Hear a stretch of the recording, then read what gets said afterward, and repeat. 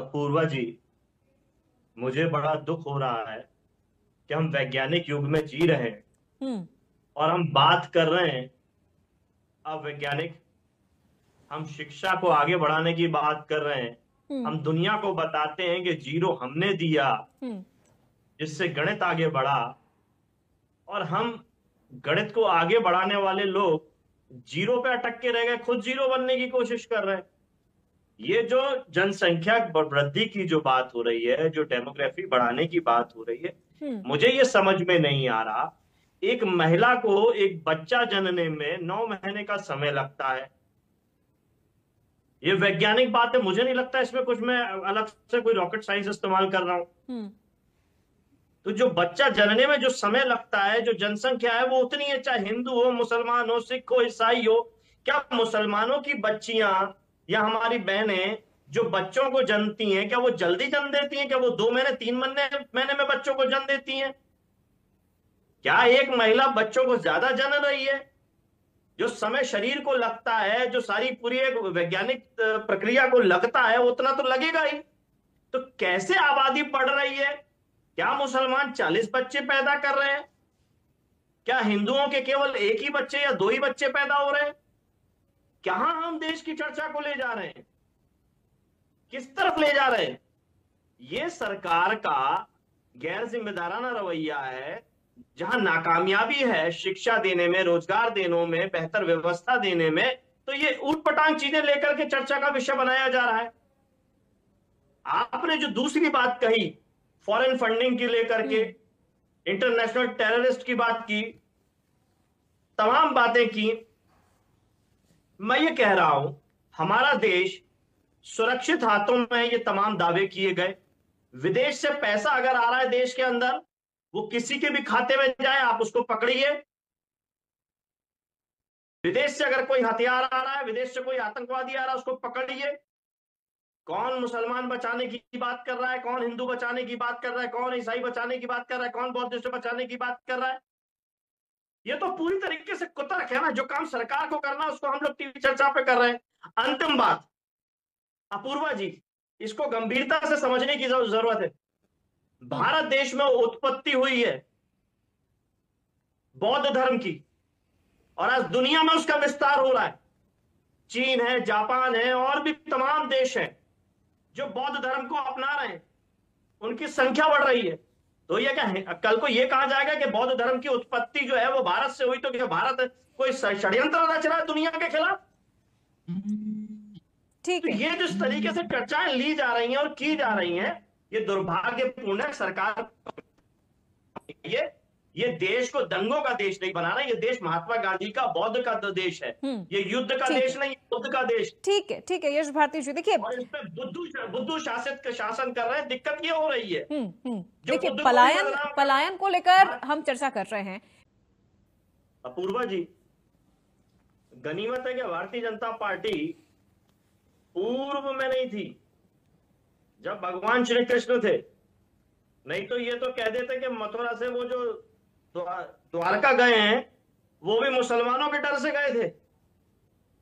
ये इस बात को फैला देते और पता नहीं कौन सी फॉरेन फंडिंग बता देते उस चीज के लिए भी।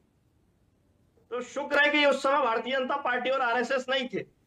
मैंने जो वैज्ञानिक बात करी, उसका तर्क कुछ भी नहीं।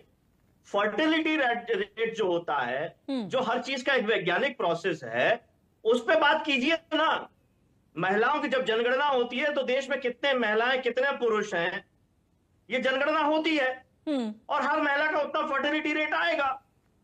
ये दुष्प्रचार पहले भी कई बार किया गया, जिसपे खोखले दावे, खोखली बातें निकल चुकी हैं। यहां भी वही चीज हो रही है। लेकिन बात अगर फॉरेन फंडिंग की हो रही है, आतंकवाद की हो रही है, तो इस्तीफा देना चाहिए भारतीय जनता पार्टी की सरकार को। कि बाहर से पैसा कैसे आ रहा है, बाहर से आतंकवाद कैसे आ रहा है। नोटबंदी जैसी कड़वी दवाई पिलाई थी ये सब चीजें रोकने के लिए। और मोदी जी ने कहा था कि मैं चौराहे पे आ जाऊंगा अगर मैं नाकामयाब हो जाऊं, तो मेरी गलती पाई जाए तो ये मोदी जी को गलत साबित करने पे क्यों उतारू है भारतीय जनता पार्टी के लोग? और भारतीय जनता पार्टी की गोदी मीडिया क्या चाहती है कि मोदी जी चौराहे पे आ जाए और जनता सजा दे उनको? मैं तो मेरे प्रधानमंत्री के लिए ऐसा नहीं सोचता। भारतीय जनता पार्टी सोचती है तो बात अलग है, जिस तरीके से दोषारोपण कर रही है। दूसरी बात, अभी भारतीय जनता पार्टी के नेता ने कहा 2017 से पूर्व की सरकार। तो बार बार ये भूल जाते हैं अपने पूर्वजों को, कल्याण सिंह जी को भूल जाते हैं, राजनाथ सिंह जी को भूल जाते हैं, राम प्रकाश गुप्ता जी को भूल जाते हैं, जो भारतीय जनता पार्टी के मुख्यमंत्री थे। तो अगर ये सब चीजें कह रहे हैं तो दोषी उनको भी ठहरा रहे हैं कि 17 से पहले ऐसा हुआ, 17 से पहले ऐसे हुआ। अरे भैया, दुश्मनी हमसे निकालो। अपने पूर्वज, अपने माता पिता को दोषी बता रहे हो, अपने दादा बाबा को दोषी बता रहे हो। ऐसी औलादों को नालायक औलाद कहा जाता है कि जब अपना वर्तमान कुछ नहीं संभाल पाते तो अपने दादी दादा माँ बाप को कोसने लगते कि उन्होंने कुछ नहीं दिया हमें। अरे मौका तुमको मिला, तुम नालायक औलाद हो, अपनी नालायकी मानो। सत्ता में हो, सरकार में हो, जिम्मेदारी है, काम नहीं कर पा रहे तो दोषारोपण, संभल करे जा रहे हैं। अरे मैं पूछ रहा हूं वैज्ञानिक युग में अपूर्वा जी, ये स्वास्थ्य मंत्रालय केंद्र सरकार का है, वो ये फर्टिलिटी रेट नहीं बता रहा, जो ये यूपी सरकार की गोपनीय रिपोर्ट जो गुप्त है, सार्वजनिक नहीं हुई अभी तक। कहां ये लीकेज वाली सरकार में जिस तरीके से पेपर लीक हुई, ये गोपनीय रिपोर्ट लीक हो गई है।